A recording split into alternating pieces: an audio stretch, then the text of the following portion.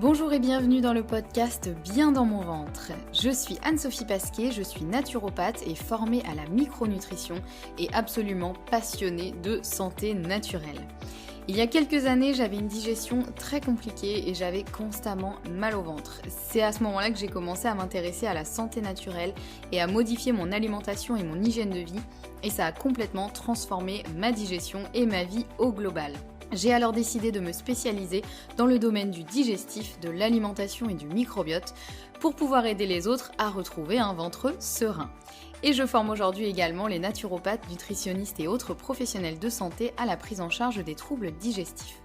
Aujourd'hui dans ce podcast, je te partage mes meilleurs conseils pour que tu puisses toi aussi te sentir au top, en pleine santé et te sentir bien dans ton ventre et dans ta vie. Maintenant c'est parti pour l'épisode du jour, bonne écoute! Bienvenue dans ce nouvel épisode, on se retrouve avec l'épisode numéro 89 dans lequel nous allons parler de la meilleure chose que tu puisses faire pour ton microbiote. Je sais, ça fait beaucoup de suspense, mais vous allez voir, c'est quelque chose d'assez simple et pourtant c'est une chose qui est tellement sous-estimée et tellement peu appliquée par beaucoup de personnes, donc je pensais que ça méritait au moins un épisode entier. Alors vous le savez, un bon microbiote égale un bon transit égale une bonne santé. J'ai déjà parlé des bonnes pratiques pour chouchouter son microbiote dans l'épisode 71 notamment, ainsi que dans l'épisode 44. Je vous remettrai les liens en description de cet épisode pour que vous puissiez les retrouver facilement. Et aujourd'hui, je voulais faire le focus sur ce qui peut s'avérer le plus utile pour le microbiote, à savoir consommer assez de fibres au quotidien. Et oui, les fibres, c'est un peu le truc, en général, c'est plutôt un truc qu'on associe à nos grands-mères, vous savez, c'est plutôt le truc avec les céréales All Bran, je crois que ça s'appelle, un truc comme ça. Les trucs qu'on trouvait dégoûtants quand on était petit et que nos parents ou nos grands-parents mangeaient, on disait ah, c'est quoi ce truc, il n'y a pas de sucre, il n'y a rien, c'est pas coloré. Et on disait oui mais c'est plein de fibres, donc en général ça fait pas trop rêver les fibres, soyons honnêtes. Alors que pourtant, même si les fibres pour vous ça peut paraître totalement inutile et limite ridicule, eh bien pour votre microbiote c'est sa nourriture première. C'est vraiment son carburant chouchou, c'est son petit plaisir du jour. Donc pour avoir un bon microbiote, il faut manger assez de fibres. Parce que c'est bien beau de prendre des probiotiques à droite à gauche, mais encore faut-il nourrir les bonnes bactéries qu'on a déjà dans l'intestin. Déjà, il faut s'occuper de celles-ci. Et puis aussi, nourrir les bonnes bactéries que l'on cherche à implanter en prenant des probiotiques. Et puis un autre bénéfice de ces fameuses fibres, c'est qu'elles assurent un bon transit. C'est un peu logique, c'est comme je vous disais au début, un bon microbiote égale un bon transit, mais pour avoir un bon microbiote, il faut manger assez de fibres. Donc finalement, si vous mangez assez de fibres, vous aurez aussi un bon transit, et aussi parce qu'elles vont créer du lest en fait dans l'intestin et favoriser le péristaltisme. Donc il y a un double effet un petit peu, le double effet qui se coule. Il y a à la fois le côté, elles vont nourrir le microbiote qui du coup va être en super forme et donc va très bien digérer ce que vous lui donnez et en tirer le maximum. Mais il y a aussi le fait qu'au niveau mécanique, elles vont créer du lest dans l'intestin et donc favoriser le passage du bol alimentaire et le péristaltisme. Et puis, cerise sur le gâteau, elles vont aussi un petit peu nettoyer l'intestin de manière très douce, selon le type de fibre que l'on va prendre. Elles vont justement faire un peu cet effet balayage léger de l'intestin. Donc ça, c'est plutôt pas mal. Donc vous voyez que les fibres, c'est quand même un peu le truc qui nous paraît ringard et qui pourtant est tellement important, et votre santé peut changer presque du tout au tout, j'ai envie de dire, si vous mangez plus de fibres. Alors on va voir un petit peu qu'est-ce que c'est, manger plus de fibres, parce que bon, ça peut être un concept un petit peu vague comme ça. Déjà, si on prend les recommandations de l'OMS, en général, j'ai eu du mal à trouver des données parce que les données sont un peu contradictoires, mais bon, si on prend les recommandations de l'OMS, la consommation de fibres à atteindre chaque jour est entre 20 et 25 grammes de fibres par jour. Alors ça peut vous paraître pas beaucoup comme ça, on se dit 20-25 grammes c'est rien, sauf que vous n'allez pas manger des fibres pures comme ça, évidemment vous allez les trouver dans certains aliments, donc ça veut dire finalement manger quand même pas mal d'aliments qui en contiennent. Sur le site du Vidal, on trouve plutôt entre 30 et 45 grammes de fibres à consommer par jour. Donc vous voyez que bon, les chiffres sont pas sont pas tous hyper clairs, mais quoi qu'il en soit, aujourd'hui, la moyenne de consommation de fibres des Français, elle est à peine à 15 grammes. Donc forcément, même si on prend la recommandation de l'OMS, qui est quand même plus basse que celle du Vidal, on est quand même en dessous. On mange pas assez de fibres. Et après, on s'étonne que tout le monde souffre de troubles digestifs. Eh bien oui, parce que si on mange pas assez de fibres, bah on chouchoute pas notre microbiote, donc c'est le bazar, on a un transit qui est déréglé, on digère pas bien, et forcément, moins bien on digère, moins on va manger de fibres. Ça c'est normal aussi, évidemment, je le vois en consultation. J'ai parfois des personnes qui ont enlevé tellement d'aliments parce qu'elles ne les digèrent pas. Et la plupart du temps, ce sont des aliments qui contiennent des fibres. Donc là, forcément, sur les profils, je vais y revenir plus en détail, mais petit quand même point important avant, sur les profils de ventre très très perturbés qui ne supportent quasiment aucune fibre, l'idée ça va pas être de dire ah bah voilà ma solution, je vais manger une énorme assiette de trucs qui contiennent des fibres et ça va aller mieux. Non, soyons honnêtes, là ça va être un petit peu la cata. Donc ça, je vais y revenir un petit peu plus en détail, mais évidemment, si votre ventre et votre microbiote sont complètement perturbés, la première chose à faire, ça va être de s'en occuper, d'essayer de calmer le feu, d'essayer de rétablir ce qui doit être rétabli, et ensuite, petit à petit, on peut augmenter notre consommation de fibres. Mais si jamais aujourd'hui, vous avez une digestion qui est pas trop mal, qui est pas non plus géniale, mais qui est pas trop mal, vous pouvez déjà commencer à augmenter un petit peu les fibres, en y allant très progressivement. Et ça, c'est important parce que souvent, la plupart des personnes font l'erreur de se dire ah oui, il faut que je mange plus de fibres. Vite, je vais me faire une énorme assiette de lentilles, par exemple. Et ils se retrouvent pliés en deux pendant 2 jours et ils se disent ah bah c'est dommage, je supporte pas du tout les lentilles, j'arrête d'en manger. Et j'arrête de manger des fibres. Eh bien non, c'est juste que effectivement la quantité était beaucoup trop importante pour ce qui est capable de supporter votre microbiote.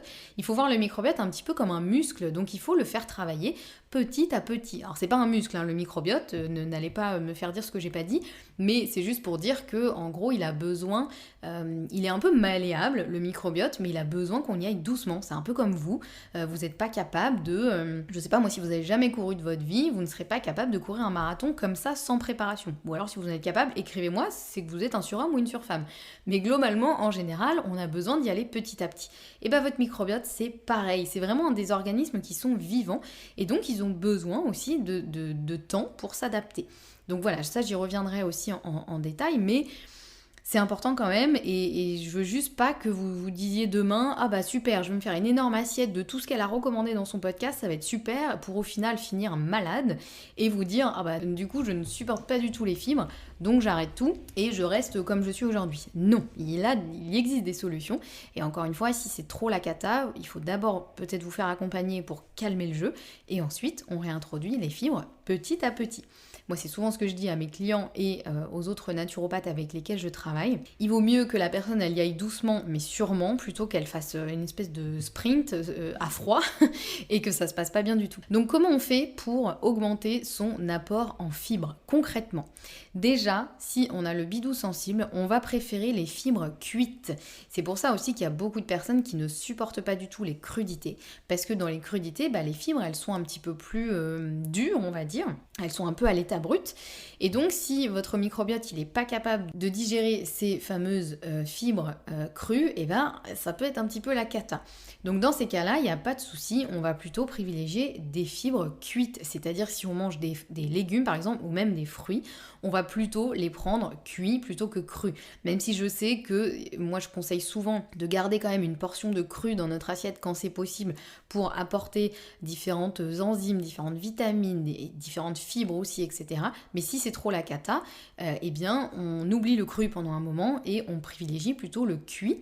Et surtout quand on a le ventre sensible, donc on peut quand même garder une petite part de cru mais qu'on fera toute petite et plutôt une part de cuit. Donc déjà ça c'est le premier point. Deuxième point pour augmenter son apport en fibres, on essaye de privilégier les aliments complets si on les tolère bien. Encore une fois, on adapte en fonction de sa tolérance digestive dont je vous parlais dans un précédent épisode.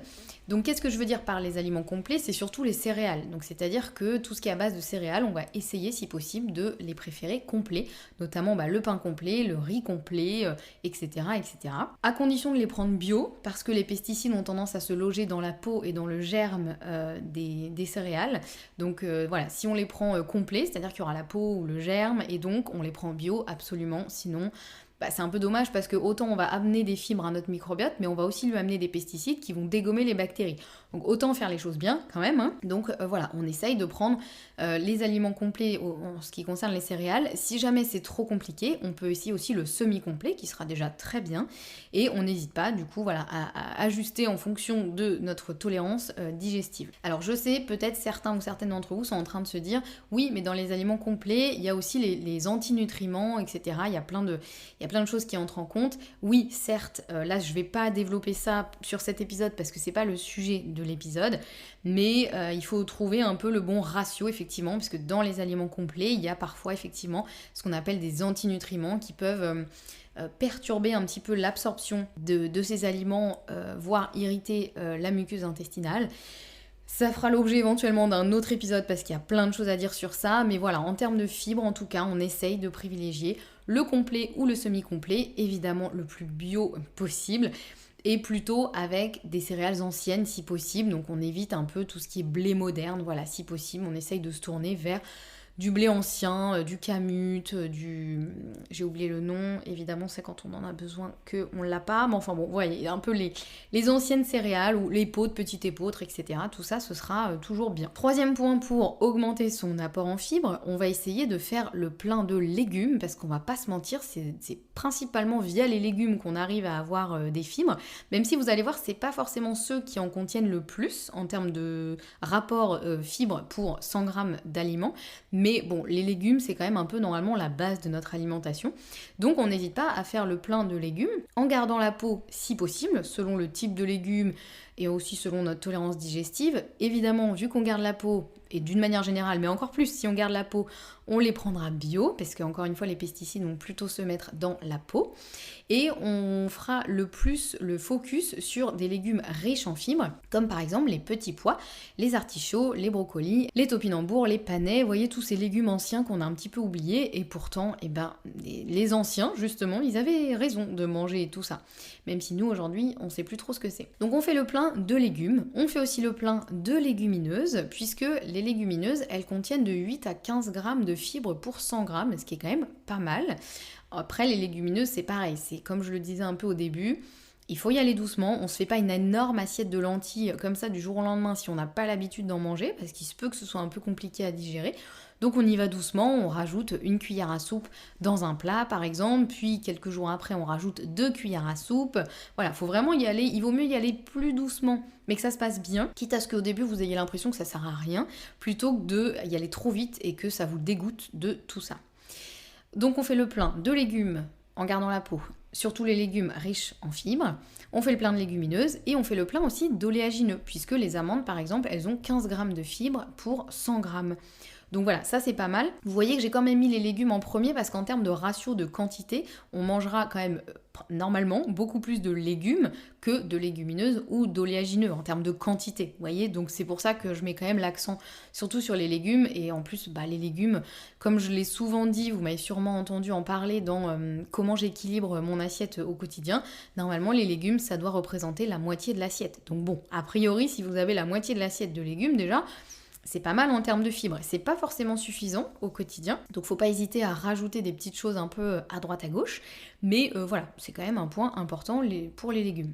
Quatrième point pour augmenter son apport en fibres, si on le tolère, on peut ajouter de temps en temps du son de blé qui contient 45 grammes de fibres pour 100 grammes. Puisque en fait c'est la peau du blé, globalement le son de blé. Mais attention aux bidous sensibles, si vous n'avez pas l'habitude d'en consommer, vous y allez très doucement. C'est-à-dire que vous pouvez mettre une cuillère à café par exemple à saupoudrer sur une salade, sur un plat, même sur un yaourt, ou sur ce que vous voulez. Mais on y va doucement si on n'a pas l'habitude, parce que ça peut être très irritant pour l'intestin, si on a le microbiote qui est un peu déséquilibré, qu'on a l'intestin sensible. Donc voilà, on y va tranquillou, et on peut aussi se tourner plutôt vers le son d'avoine si on veut éviter le blé par exemple.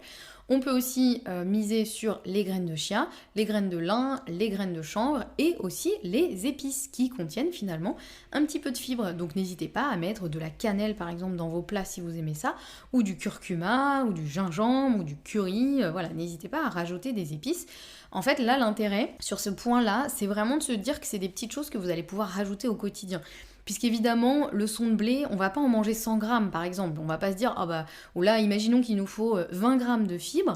On peut se dire, bah, si on mange 50 grammes de son de blé, on a un peu plus que nos 20 grammes de fibres. Sauf que, bon courage, si vous arrivez à manger 50 grammes de son de blé, je veux pas voir l'état dans lequel vous allez être après. Donc là, l'idée, c'est plus de dire que c'est des petites choses qu'on peut rajouter sur nos plats et qui permettent, l'air de rien, d'augmenter la teneur en fibres d'un plat. Donc encore une fois, vous pouvez vous faire une cuillère à café de son de blé sur une salade, un plat, etc. ou de son d'avoine. Les graines de chia, idéalement, il faut soit les faire tremper dans un liquide pour que ça crée justement ce qu'on appelle un mucilage. Vous voyez, c'est le fait qu'elles se gélifient en fait quand elles sont au contact d'un liquide. Ou alors il faut les moudre pour qu'elles soient assimilées, ça va être l'un ou l'autre. Mais vous pouvez vous faire un petit dessert, par exemple un pudding de chia, on appelle ça. Donc vous mélangez des graines de chia avec du lait végétal, vous mélangez bien, vous mettez au frigo au moins une demi-heure et si possible plus longtemps. Et ça vous fait une espèce de yaourt un peu en texture, quoi. Ça vous fait un truc un peu gélifié, qui est assez sympa, qui a pas trop de goût, donc vous pouvez rajouter ce que vous voulez dedans. Ça peut être une idée. Et puis pour les graines de lin et les graines de chanvre, par exemple, c'est des choses que vous pouvez aussi rajouter sur un plat. Alors les graines de lin, il faudra les moudre aussi pour qu'elles puissent être assimilées. Et idéalement les moudre au dernier moment parce que sinon elles risquent de s'oxyder très rapidement. Et là c'est dommage parce qu'elles peuvent limite devenir toxiques en fait. C'est-à-dire qu'elles contiennent beaucoup d'oméga 3 qui sont des acides gras très importants pour la santé mais aussi très fragiles à la lumière et à la chaleur. Donc si vous moudez, oula, je me suis embarquée dans un truc, si vous moudez, on va dire, je ne suis pas sûre du mot, mais de la conjugaison du verbe moudre, on va dire si vous moudez des graines de lin 3 semaines à l'avance, que vous les laissez dans votre placard, bah là vous pouvez les jeter, puisque en gros, idéalement il faudrait vraiment les moudre à la minute, donc vraiment juste avant de les utiliser, ou sinon, éventuellement, vous en moudez, encore une fois, une petite quantité, l'équivalent de, je sais pas, un tout petit bocal, et vous mettez au frigo et vous les consommez dans les jours qui viennent. Mais voilà, il faut vraiment faire attention avec les graines de lin parce que le problème c'est que les oméga 3 qu'elles contiennent, s'ils sont laissés à la lumière et à la chaleur, ils vont s'oxyder et là pour le coup ils deviennent toxiques. Donc c'est quand même dommage, on part d'un produit qui est hyper bon pour la santé et on se retrouve avec un truc qui nous empoisonne à petit feu. Donc c'est un peu dommage. Donc c'est un peu le truc contraignant avec les graines de lin. Mais voilà, si vous pouvez, ça c'est chouette. En plus des fibres, vous faites le plein en oméga 3, ce qui est quand même un double bonus. Et puis les graines de chanvre, ça en général c'est assez chouette puisque ça n'a pas trop de goût, c'est assez facile à trouver. Alors pareil, le chanvre c'est assez riche en oméga 3, donc moi je vous conseillerais de les garder au frigo pour au moins préserver un peu de la lumière et de la chaleur. Et puis voilà, vous en saupoudrez sur vos plats. Ça peut être des plats salés, des plats sucrés, ça a assez peu de goût les graines de chanvre finalement. Mais c'est une texture assez sympa, un peu texture... je sais pas, un peu noisette. Donc voilà, ça peut être une idée pour rajouter un petit peu de fibres sur vos plats. Là, l'idée, encore une fois, c'est d'être un peu malin, hein, c'est de se dire, bon, bah, je rajoute un petit peu ça a peut-être l'air de rien au quotidien, mais finalement, si vous faites vraiment le calcul, bah, ça vous rajoute quand même pas mal de fibres. 5e point pour faire augmenter son apport en fibres, on pense aux fruits, évidemment. Alors les fruits, moi je les mets toujours un petit peu à part parce que bien sûr que les fruits c'est génial, c'est riche en vitamines, en minéraux, etc. Mais c'est quand même assez sucré selon le fruit que l'on va prendre. Donc l'idée c'est juste de pas se dire de le manger à n'importe quel moment ou n'importe comment, ou de se gaver de fruits sous prétexte que c'est riche en fibres. Si c'est pour se retrouver après avec la glycémie qui fait n'importe quoi, bon, c'est pas génial, et en plus de ça, les fruits ont souvent tendance à perturber la digestion chez les personnes qui ont un intestin sensible. Mais ceci dit, il faut pas non plus faire l'impasse sur les fruits, et parce que ils sont quand même, pour les raisons que je viens de dire avant, ils sont quand même très intéressants, et surtout, ils contiennent quand même des fibres. Surtout si on garde la peau, hein, c'est comme les légumes, donc on les prend bio, et on essaie de garder la peau, et notamment les pommes et les prunes par exemple contiennent beaucoup de fibres, les autres fruits aussi hein, bien sûr, mais voilà, là je vous mets un petit peu celles qui en contiennent beaucoup, donc évidemment en fonction de la saison. Et puis les fruits secs contiennent aussi beaucoup de fibres, notamment les abricots secs, les pruneaux, etc. Bon, les pruneaux en général on le sait, puisque pareil, nos grands-parents, j'imagine que vous aussi, avaient tendance à nous dire ah bah t'es constipé, bah mange un pruneau et puis ça ira mieux. Donc ça peut être intéressant effectivement pour l'apport en fibres, mais on limite quand même la quantité parce que les fruits secs c'est quand même bourré de sucre. Alors même si c'est du sucre naturel, etc. Oui, mais c'est quand même bourré de sucre. Donc voilà, c'est plus, encore une fois, un petit truc à rajouter en plus de temps en temps, mais c'est pas, il faut pas que ce soit une base où vous dites ah bah il faut que j'augmente les fibres, bah je vais manger un sachet entier d'abricots secs par exemple. Bon, là on va avoir d'autres problèmes. Et enfin, j'en suis au 1, 2, 3, 4, 5, 6e point pour augmenter son apport en fibres, on peut penser aussi aux algues qui contiennent beaucoup de fibres, alors surtout pour leur version sèche. Donc en général, on a plutôt tendance à les manger soit en version humide, réhydratée, ou alors déshydratée. Bon, du coup, je pense qu'elles en ont quand même un petit peu moins. Mais voilà, les algues aussi, ça peut être un truc, moi c'est un truc que je saupoudre assez souvent sur mes plats.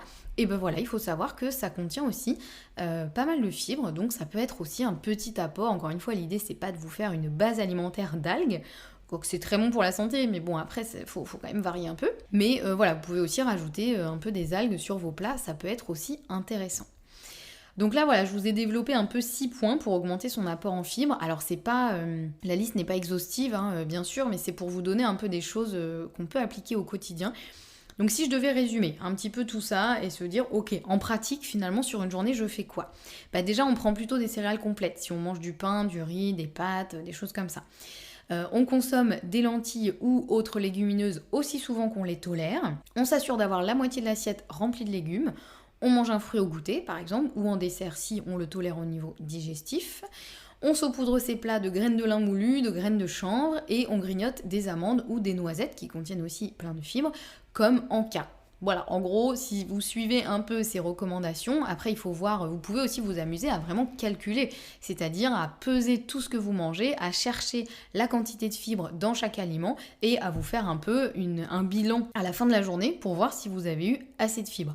Personnellement, j'avoue que je ne l'ai pas fait, j'ai eu la flemme, mais je me dis que ce serait quand même un bon exercice, parce que moi je me dis oui, bah c'est bon, je dois manger assez de fibres, puisque je suis à peu près ces recommandations-là, et finalement, je pense qu'il y a quand même certains jours où il suffit que j'ai eu moins de légumes dans mon assiette sur un repas, il suffit que j'ai pas pris de goûter, donc j'ai pas mangé de fruits, j'ai pas mangé de graines, etc. Et ben, ça peut vite quand même passer à la trappe. Donc je pense que ça vaut le coup de s'amuser à le faire sur quelques jours, pour voir où on en est au niveau des fibres, parce que vraiment, encore une fois, les fibres, et ça, moi-même, c'est un truc que j'ai longtemps sous-estimé, hein, c'est un truc un peu relou, les fibres, on se dit ouais, super, encore une fois, c'est un peu le truc qui fait penser aux grands-parents, et même si on aime très fort ses grands-parents, voilà, c'est juste que les fibres, ça fait pas forcément rêver. Et pourtant, c'est tellement important pour la santé. Et il y a énormément de maladies aujourd'hui qui sont dues notamment au fait que l'on ne consomme plus assez de fibres.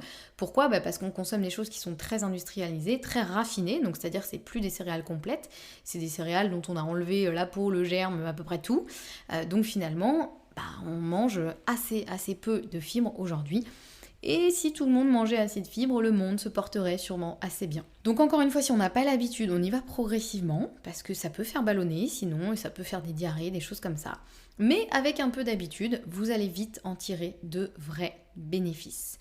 Et particulièrement si vous êtes constipé, on évite de chercher tout de suite des solutions miracles, on commence peut-être par augmenter la part de fibres dans notre alimentation.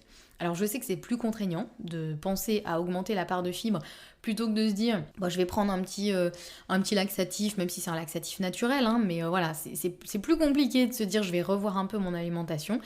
Donc l'idée, ça peut être de trouver un équilibre entre les deux, c'est-à-dire que la constipation, il faut vraiment l'éviter, quoi qu'il arrive.